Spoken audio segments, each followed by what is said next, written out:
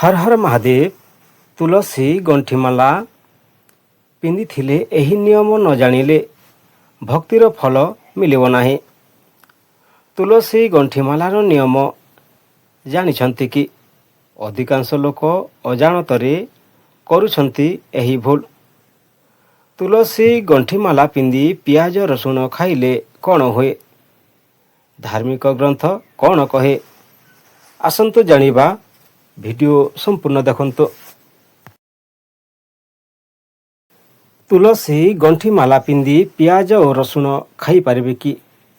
हिंदू धर्म विशेष करी वैष्णव परंपरा रे तुलसी गंठिमाला धारण करी पियाज और रसुण खाइबाको साधारणतः उचित मना जाए नाही।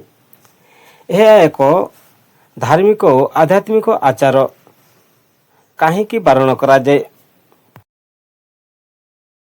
भगवान प्रति समर्पणर प्रतीक तुलसी गंठी माला धारण करिवार अर्थ हेउछि निजकु भगवान विष्णु किंबा श्रीकृष्ण सेवारे समर्पित करिबा।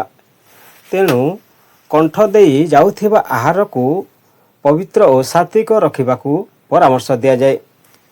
सात्विक आहार वैष्णव परंपरा रे पियाज और रसुण को तामसिक आहार बोली मना जाए।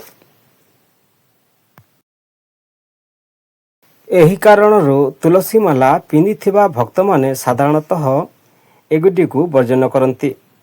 भक्तिर नियम सनातन धर्म रे भगवान को निवेदन करा जाउथिबा भोगरे तुलसी पत्रर विशेष महत्व रही।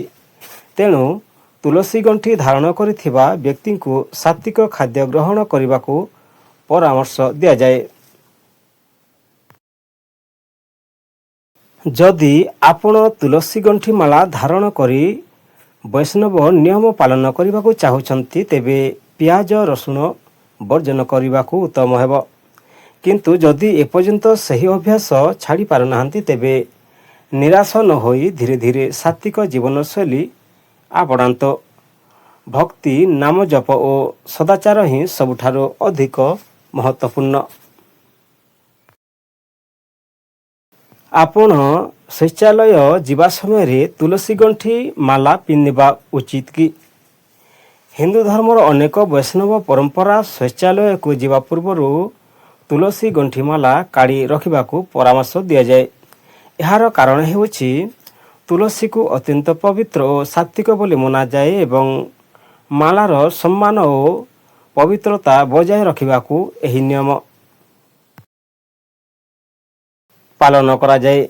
मन रखिबा कथा शौचालय रे जीवा पूर्व संभव हेले तुलसी माला काढ़ी एक परिष्कार और पवित्र स्थान रखंतु। शौच कार्य शेष करी हाथ पाद धोई परिष्कार होई पुणी माला धारण करंतु। माला को सदा सम्मानर सहित व्यवहार करंतु एवं अपरिष्कार स्थान रे रखंतु नाही।